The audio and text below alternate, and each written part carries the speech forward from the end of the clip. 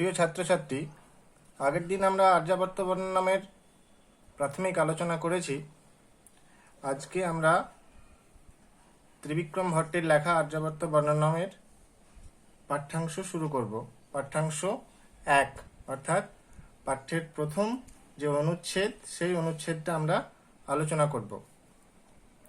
আর্যাবর্ত বর্ণনামের প্রথমেই দেখবে বলা আছে অস্তি সমস্ত বিশ্বম্ভরা ভোগ ভাষ্যল ললাম লীলায়মান। এখানে এই যে এত বড় বড় একটি শব্দ, এই শব্দটাকে বলা হয়, এই যে অলংকার ব্যবহার করা হয়েছে সেই অলংকারটা হচ্ছে ভগ্নাশেষ অলংকার। অর্থাৎ এই ভগ্নাশ্লেষ অলংকারটাকে আমাদেরকে ভেঙে ভেঙে উচ্চারণ করতে হয়, নইলে আমরা এর মানে বুঝতে পারবো না। তাহলে দেখা যাক, প্রথমে আছে অস্তি। অস্তি শব্দের অর্থ হচ্ছে আছে বা ছিল। এই অস্তি শব্দটার সঙ্গে যুক্ত হচ্ছে একদম প্যারাগ্রাফের শেষে, অনুচ্ছেদের শেষে আছে দেখবে দেশ আর্যাবর্তা, দেশ নাম আর্যাবর্ত নাম দেশ, অর্থাৎ আর্যাবর্ত নামে যে দেশ ছিল সেই ছিল বলতে এখানে বলা হয়েছে অস্তি। তাহলে মাঝখানে কি আছে? অস্তি কি ছিল? আর্যাবর্ত নাম দেশ। এর মাঝখানে যেগুলো আছে সেগুলো হচ্ছে আর্যাবর্ত দেশের বর্ণনা এখানে করা আছে কিছু বিশেষণের মাধ্যমে, এবং কিছু গঙ্গা প্রভৃতি নদীর বর্ণনা করা আছে। মাঝখানে যে শব্দগুলো আছে সেগুলো সবই আর্যাবর্ত দেশে বর্ণনা করা আছে। এবার আমরা দেখব কি আছে। অস্তি সমস্ত বিশ্বম্ভরা ভোগ ভাষ্যল ললাম লীলায়মান। তোমরা বইটা সামনে রেখে দেখবে, অস্তি মানে ছিল। কি ছিল? সমস্ত বিশ্বম্ভরা, অর্থাৎ সমস্ত পৃথিবীর মধ্যে ভোগ, ভোগ মানে হচ্ছে ভোগ্য বস্তু, আর ভাষ্যল, ভাষ্যল মানে হচ্ছে উজ্জ্বল, ললাম, ললাম মানে সৌন্দর্য, লীলায়মান অর্থাৎ বিরাজমান। সমস্ত বিশ্বের মধ্যে ভোগে এবং সৌন্দর্যে পরিপূর্ণ একটি দেশ বিরাজমান, যে দেশটির নাম আর্যাবর্ত। আর কি? এই দেশ হচ্ছে সমান সেব্যতায়া নালকস্য। সমান মানে হচ্ছে সমানভাবে, সেব্যতায়া মানে হচ্ছে সেবা করা হয়। নালকস্য, নালকস্য অর্থাৎ স্বর্গে যেমন ভাবে স্বর্গের দেবতারা সেবিত হন, সেরকম আর্যাবর্ত দেশের নাগরিক বা জনগণ সেরকম সেবিত হন। সমান সেব্যতায়া নালকস্য অর্থাৎ দেবতাদের মতো বা স্বর্গের মতো সেবিত হয় আর্যাবর্ত দেশের জনগণ। এই নালকস্য বা নাকলোক, নাকলোক বলা হয় আবার নালোক বলা হয়। শর্ট প্রশ্নেতে আসে যে নাকলোক বা নালোক শব্দের অর্থ কি, তখন আমাদেরকে লিখতে হবে নালোক বা নাকলোক শব্দের অর্থ হচ্ছে স্বর্গ। এরপরে কি? গ্রাম্য কবি কথাবন্ধ ইব নিরশস্য মনোহর। গ্রাম্য কবি কথাবন্ধ ইব নিরশস্য মনোহর অর্থাৎ গ্রাম্য কবি যখন কোনো কথাবন্ধ বা কোনো গল্প লেখেন, তখন সেই কথাবন্ধ বা গল্পটা ইব নিরশস্য মনোহর, যে ব্যক্তি নিরস ব্যক্তি, সরস ব্যক্তি নন, অর্থাৎ কবিতা গল্প প্রভৃতির রস আস্বাদন করতে অক্ষম যিনি, তিনিও সেই গ্রাম্য কবির রচনাকে মনোরম বলে মনে করেন। অর্থাৎ তার কাছেও গ্রাম্য কবির রচনাটা উপযুক্ত বলে মনে হয়, অর্থাৎ তিনিও বুঝতে পারেন। সেরকম এই আর্যাবর্ত দেশেও নিরশস্য, নিরযুক্ত শস্য, অর্থাৎ আর্যাবর্ত দেশেও নীর এবং শস্য মনোরম আছে। এখানে জল এবং শস্য হচ্ছে মনোরম। ভীম ইব ভারত অলঙ্কার ভূত। ভীম ইব ভারত অলঙ্কার ভূত অর্থাৎ ভীম যেমন, ভীম বলতে এখানে মহাভারতে বর্ণিত যে ভীম, সেই ভীম পঞ্চম পাণ্ডবের মধ্যে দ্বিতীয় পাণ্ডব ছিলেন ভীম। সেই দ্বিতীয় পাণ্ডব ভীম যেমন মহাভারতের অলঙ্কার স্বরূপ, সেরকম এখানেও এই দেশও হচ্ছে ভারতবর্ষের, আর্যাবর্ত দেশ হচ্ছে ভারতবর্ষের অলঙ্কার স্বরূপ। অগ্রণী সর্ববিষয়ানাম, অর্থাৎ সকল দেশগুলির মধ্যে এটি অগ্রণী ভূমিকা গ্রহণ করে আর্যাবর্ত দেশ। অনধীত ব্যাকরণ ইব দৃষ্ট প্রকৃতি নিপাত উপসর্গ লোপ সবর্ণ বিকার। অনধীত ব্যাকরণ ইব অদৃষ্ট প্রকৃতি নিপাত উপসর্গ লোপ সবর্ণ বিকার। অনধীত ব্যাকরণ মানে অনধীত, ন অধীত ইতি অনধীত, অর্থাৎ যে ব্যক্তি ব্যাকরণ পড়েননি তার কাছে যেমন অদৃষ্ট অর্থাৎ না দেখা, অদেখাই থেকে যায় কি প্রকৃতি নিপাত উপসর্গ লোপ সবর্ণ বিকার। তিনি বুঝতে পারেন না, যে ব্যক্তি ব্যাকরণ পড়েননি তিনি প্রকৃতি বুঝতে পারবেন না, নিপাত কি বুঝতে পারবেন না, উপসর্গ কি বুঝতে পারবেন না, লোপ সবর্ণ বিকার ইত্যাদি কিছুই বুঝতে পারবেন না। সেরকম এই দেশে কি আছে, এখানে প্রকৃতি অর্থাৎ এই আর্যাবর্ত দেশে নিপাত বলতে এখানে, প্রকৃতি নিপাত বলতে এখানে বংশচ্যুতি অর্থাৎ বংশচ্যুতি বোঝানো হয়েছে। উপসর্গ বলতে এখানে উপদ্রবকে বোঝানো হয়েছে। আর লোপ বলতে দেবদায় ব্রহ্মদায় প্রভৃতি নিয়মের লোপ এখানে দেখা যায় না। অর্থাৎ কি কি দেখা যায় না, সবর্ণ বিকার বলতে বর্ণ বিকার বা বর্ণ ব্যবস্থার বিচ্যুতি এখানে দেখা যায় না। যে বর্ণ ব্যবস্থা আছে সেই বর্ণ ব্যবস্থার বিচ্যুতি দেখা যায় না। রোগ প্রভৃতি উপসর্গ এখানে দেখা যায় না। আর কি দেখা যায় না, দেবদায় ব্রহ্মদায় প্রভৃতি নিয়মের বিচ্যুতি বা বংশচ্যুতি এখানে দেখা যায় না। পশুপতি জটাবন্ধ ইব বিকশিত, পশুপতি বলতে আমরা ভগবান শিবকে বুঝে থাকি। ভগবান শিবের জটাবন্ধ ইব বিকশিত, জটাবন্ধে যেমন বিকশিত ভগবান শিব, পশুপতি শিবের জটাবন্ধ মানে জটাজাল, সেই জটাজাল ইব বিকশিত, জটাজাল যেমন বিকশিত সেরকম কনক কমল কুবলয়চ্ছলিত রজপুঞ্জ পিঞ্জরিত হংস অবতংশয়া প্রচুর চলত চকর চক্রবাক কারণ্ডব মণ্ডলী মণ্ডিত তীরয়া। এগুলো সবই হচ্ছে গঙ্গা নদীর বিশেষণ। তীরয়া ভগীরথ ভূপাল কীর্তি পতাকায়া স্বর্গ গমন সোপান বিথিয়া মান রিঙ্গ তরঙ্গায়া গঙ্গায়া। এই যে গঙ্গা শব্দ ব্যবহার করা হয়েছে, এই গঙ্গা শব্দের মধ্যে পশুপতি শিব, এখান থেকে পশুপতির থেকে এই গঙ্গা পর্যন্ত এগুলো সবই হচ্ছে গঙ্গার বিশেষণ। অর্থাৎ পশুপতি শিবের জটার মধ্যে বিকশিত কনক কমল, পশুপতি শিবের জটাতে বিকশিত কি কনক কমল, কনক মানে হচ্ছে সোনার, কমল মানে হচ্ছে পদ্মফুল, কুবলয়োচ্ছলিত রজপুঞ্জ অর্থাৎ যেখান থেকে প্রস্ফুটিত স্বর্ণপদ্মের কি ঝরে পড়ে, রজপুঞ্জ অর্থাৎ পরাগ রেণু ঝরে পড়ে।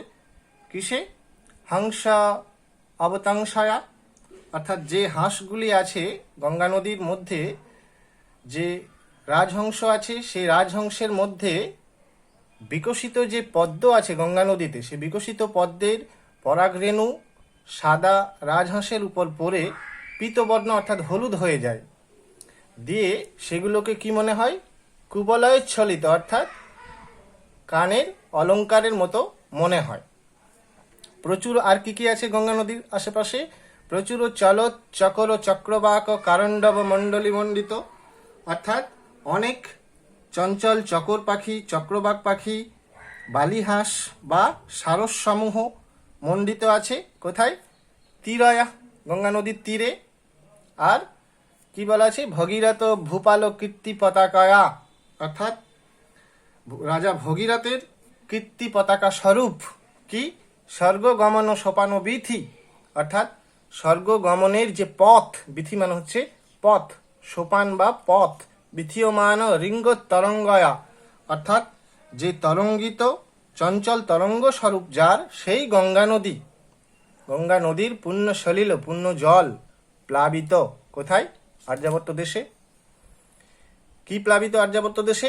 এখান থেকে দেখো, পশুপতি অর্থাৎ পশুপতি মানে শিবের জটাতে যে গঙ্গা নদী এসেছিল, বিকশিত হয়েছিল, সেই গঙ্গা নদীর মধ্যে যদি স্বর্ণ কমল অর্থাৎ সোনার পদ্ম ফুটে থাকে, সেই পদ্মের মধ্যে যে পরাগরেণু, হলুদ বর্ণের পরাগরেণু থাকে, সেই পরাগরেণু যখন কোনো হংস, রাজহংসের উপর পড়ে, তখন সেটা পীতবর্ণ হয়ে যায়, রাজহংসটা হলুদ হয়ে যায়। সেই হলুদ রাজহংস দুটোকে তখন দেখে গঙ্গা নদীর কানের অলঙ্কার বলে মনে হয়, কুবলয়োচ্ছলিত। আর কি কি আছে গঙ্গা নদীর তীরে? প্রচুর চলত, চক্রবাক, কারণ্ডব অর্থাৎ অনেক চক্রবাক পাখি, চকর পাখি, বালিহাঁস প্রভৃতি গঙ্গা নদীর তীরে বিদ্যমান। তীরয়া। আর কোন গঙ্গা নদী? ভগীরথ ভূপাল কীর্তি পতাকা, রাজা ভগীরথের কীর্তির পতাকা স্বরূপ। অর্থাৎ রাজা ভগীরথ গঙ্গা নদীকে স্বর্গ থেকে মর্তে নিয়ে এসেছিলেন, পাতাল লোকেও নিয়ে গেছিলেন, একটা পৌরাণিক কাহিনী আছে। সেই গঙ্গা নদী হচ্ছে আর্যাবর্ত দেশের মধ্যে প্লাবিত হয়েছে, আর্যাবর্ত দেশে প্লাবিত হয়েছে। কোন গঙ্গা নদী? যে গঙ্গা নদী রাজা ভগীরথের কীর্তিস্বরূপ, যে গঙ্গা নদীর তীরে প্রচুর চক্রবাক, চকর, বালিহাঁস, সারস প্রভৃতি পাখি থাকে, যে গঙ্গা নদীর তীরে স্বর্ণকমল থাকে গঙ্গা নদীর মধ্যে, আর যে গঙ্গা নদীকে পশুপতি শিব নিয়ে এসেছিলেন, সেই গঙ্গা নদী প্লাবিত হয়েছে। আর কি আছে? চন্দ্রভাগা অলঙ্কৃত একদেশশ্চ। আবার আর্যাবর্ত দেশের একদেশে মানে একটি অংশে চন্দ্রভাগা নদীও প্রবাহিত। আর কি এখানে আমাদের বলে রাখা দরকার, একটা পৌরাণিক কাহিনী আছে, বললাম রাজা ছিলেন সগর রাজা, মহাভারতে বর্ণিত আছে কাহিনীটি। সগর রাজার 60,000 পুত্র ছিল। অবিশ্বাস্য হলেও আমাদের এটাই মনে রাখতে হবে যে ভগীরথ রাজা সগরের 60,000 পুত্র ছিল। সেই সগর রাজা 60,000 পুত্রের মঙ্গলার্থে একবার অশ্বমেধ যজ্ঞ করেছিলেন। অশ্বমেধ যজ্ঞ যখন করতে শুরু করলেন, তখন রাজা ইন্দ্র ভাবলেন এবার রাজা সগর আমার স্বর্গরাজ্য আক্রমণ করবে অশ্বমেধ যজ্ঞ কমপ্লিট হয়ে গেলে। তাহলে সেই ভয়ে রাজা ইন্দ্র সগর রাজার যজ্ঞের অশ্বটাকে পাতাল লোকে মহর্ষি কপিলের আশ্রমে লুকিয়ে রেখে এলেন। তখন মহর্ষি কপিল সেটি জানতেন না যে যজ্ঞের অশ্ব রাজা ইন্দ্র, দেবরাজ ইন্দ্র এখানে রেখে গেছেন। যখন সেই ঘোড়া খুঁজে পাওয়া গেল না, তখন রাজা সগর তার 60,000 পুত্রদের বললেন সেই ঘোড়াকে খুঁজে আনার জন্য। 60,000 পুত্র খুঁজতে খুঁজতে গিয়ে পাতাল লোকে মহর্ষি কপিলের আশ্রমে দেখতে পেলেন সেই যজ্ঞের অশ্ব। তখন মহর্ষি কপিলকে চোর বলে মনে করলেন, কপিলকে তার ধ্যান ভঙ্গ করলেন। তখন কপিল মুনি তিনি জানতেন না, সত্যিই জানতেন না যে দেবরাজ ইন্দ্র তার আশ্রমের মধ্যে সেই ঘোড়াটি রেখে গেছেন। কপিল মুনি রেগে গিয়ে 60,000 পুত্রকে ভস্ম করে দিয়েছিলেন। ভস্ম করে দেওয়ার পর সেই 60,000 পুত্রের আত্মা প্রেত রূপে আবদ্ধ হয়েছিল, অর্থাৎ ভূত হয়ে গেছিল। এরপরে রাজা সগরের বংশধর অর্থাৎ দিলীপের পুত্র ছিলেন ভগীরথ। রাজা সগরেরই এক বংশধর দিলীপ, রাজা দিলীপ, সেই দিলীপের পুত্র ছিলেন ভগীরথ। ভগীরথ কি করলেন? তার যে পূর্বজ অর্থাৎ 60,000 দাদু, সেই 60,000 সগর রাজার পুত্রের প্রেত বা আত্মাকে উদ্ধার করার জন্য তিনি ব্রহ্মার তপস্যা শুরু করেন। ব্রহ্মার তপস্যা শুরু করলে ব্রহ্মা বললেন যে যদি গঙ্গাকে, স্বর্গে প্রবাহিত যে গঙ্গা, সেই গঙ্গাকে যদি পাতাল লোকে নিয়ে যাওয়া যায়, তাহলে সেই গঙ্গা জলের স্পর্শে ওই 60,000 সগর রাজার পুত্র পুনরায় জীবিত হবেন। কিন্তু গঙ্গা নদী বেঁকে বসলেন। তিনি বললেন আমি মরতে যেতে রাজি আছি, কিন্তু পাতাল লোকে যাব না। তখন পুনরায় ভগীরথ শিবের তপস্যা করলেন। শিব বললেন আমি রাজি আছি গঙ্গা দেবীকে মস্তকে ধারণ করার জন্য। তখন গঙ্গা দেবী শিবের জটা জলে আবদ্ধ হলেন, এটাই বলা আছে জটাবন্ধ ইব বিকশিত। আবদ্ধ হওয়ার পর শিব সেখান থেকে গঙ্গাকে মুক্তি দিলেন। তারপরে সেটা মর্তলোকে পতিত হলো। মর্তলোকে পতিত হওয়ার পরে পাতাললোকে চলে গেল। পাতাললোকে যাওয়ার সময় আবার জহ্নমুনির আশ্রমে জহ্নমুনি ধ্যান করছিলেন। সেই জহ্নমুনি ধ্যান করার সময় ধ্যানের যে অর্ঘ্য সমস্ত গঙ্গা নদীর জলে ধুয়ে গেছিল। তখন জহ্নমুনি রাগে গঙ্গা নদীকে খেয়ে নিয়েছিলেন, পান করে নিয়েছিলেন। আবার জহ্নমুনিকে শান্ত করলেন ভগীরথ। তারপরে পুনরায় জহ্নমুনি তাকে জাহ্নু বা জহ্না কেটে বের করলেন, যার জন্য গঙ্গার অপর নাম জাহ্নবী। বের করার পরে কপিল মুনির আশ্রমের দিকে গিয়ে সে 60,000 পুত্র গঙ্গা স্পর্শে জীবিত হয়েছিলেন। এইভাবে গঙ্গাকে মর্তে নিয়ে এসেছিলেন ভগীরথ, যে জন্য গঙ্গার অপর নাম ভাগীরথী। আর জহ্নমুনির আশ্রমে জহ্নার থেকে বের করেছিলেন বলে গঙ্গার অপর নাম জাহ্নবী।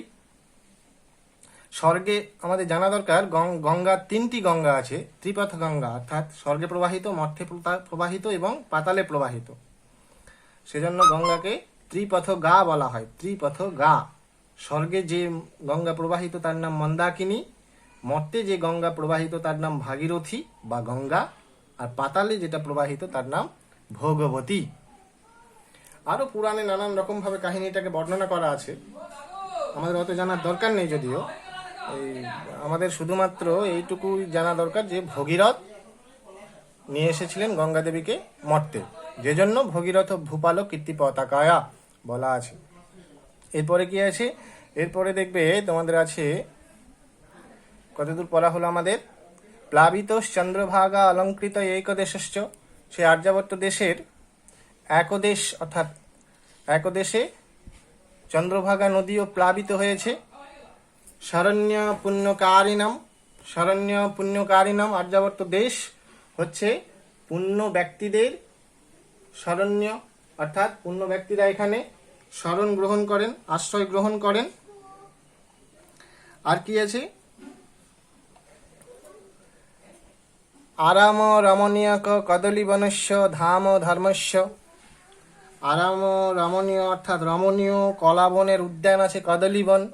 আরাম রমণীয়ক কদলী বনস্য, অর্থাৎ রমণীয় কদলীবন মানে কলাবন আছে এখানে। কলাবন আরামদায়ক কেন? কারণ কলার পাতা যে পুরু বা থিকনেস থাকে, সেজন্য কলাবন অনেক সময় ঠান্ডা হয় প্রচণ্ড, সেজন্য রমণীয় এবং আরামদায়ক কলাবন আছে। ধাম ও ধর্মস্য, অর্থাৎ ধর্মের ধাম স্বরূপ এই আর্যাবর্ত দেশ। আর কি? আস্পদং সম্পদাম, অর্থাৎ অনেক সম্পদের ভাণ্ডার স্বরূপ। আশ্রয় শ্রেয়সাম, অনেক মঙ্গলকর বা শ্রেয়স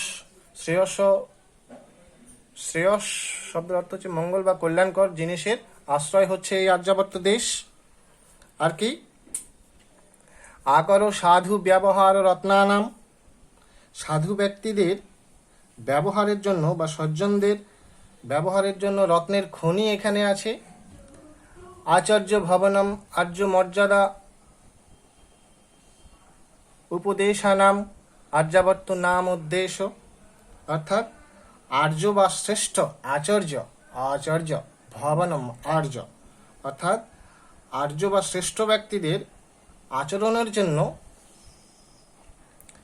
গুরুগৃহ স্বরূপ আচার্য ভবন মানে হচ্ছে আচার্য মানে গুরুগৃহের ভবনের মতো শ্রেষ্ঠ ব্যক্তিদের উপদেশানাম, অর্থাৎ উপদেশ বা শিক্ষার জন্য এখানে আলোচনা হয়। কোথায়? আর্যাবর্ত দেশে।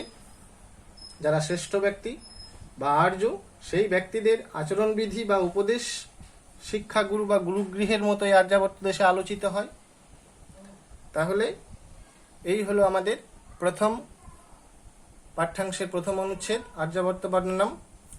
অস্তি মানে ছিল, কি ছিল? আর্যাবর্ত নামে একটা দেশ। আর এই মাঝখানে যেগুলো আছে সবই আর্যাবর্ত দেশের বর্ণনা এবং ভগীরথ বা গঙ্গার বর্ণনা। আমরা পুনরায় আরেকবার দেখে নেব। অস্তি সমস্ত বিশ্বম্ভর ভোগ ভাস্যল ললাম, আমাদেরকে সবসময় সন্ধি বিচ্ছেদ করে করে পড়তে হবে, নইলে আমরা মানে বুঝতে পারবো না। অস্তি সমস্ত বিশ্বম্ভর ভোগ ও ভাষ্যল লালাম লীলায় মান। সমস্ত বিশ্বের মধ্যে ভোগ এবং সৌন্দর্যে পরিপূর্ণ বিরাজমান একটি দেশ, সমান সেব্যতয়া না লোকস্য, যেটি দেবলোকের মতো বা স্বর্গলোকের মতো সমানভাবে সেবিত হয়।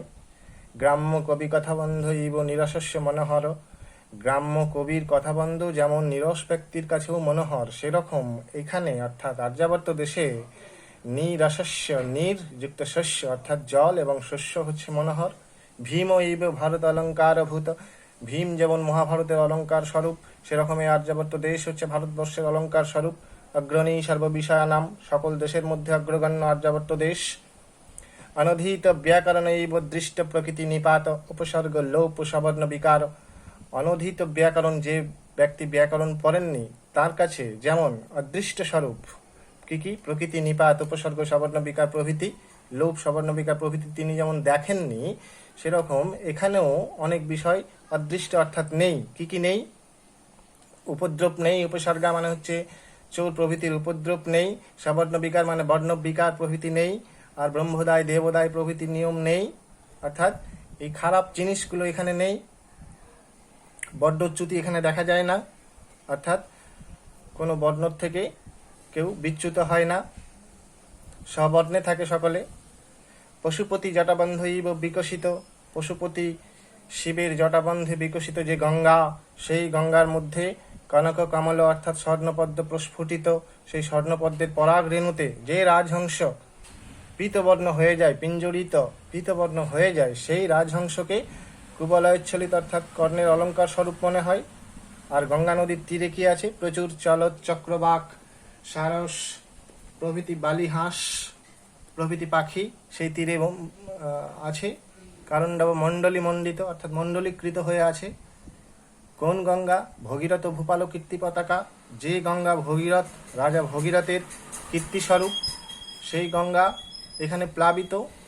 সেই গঙ্গায় হচ্ছে স্বর্গগমন সোপান, স্বর্গগমনের সোপান বা বিধি, স্বর্গ থেকে পতিত হয়েছে, সেজন্য গঙ্গা নদীকে স্বর্গগমনের সিঁড়ি বলা হয়েছে।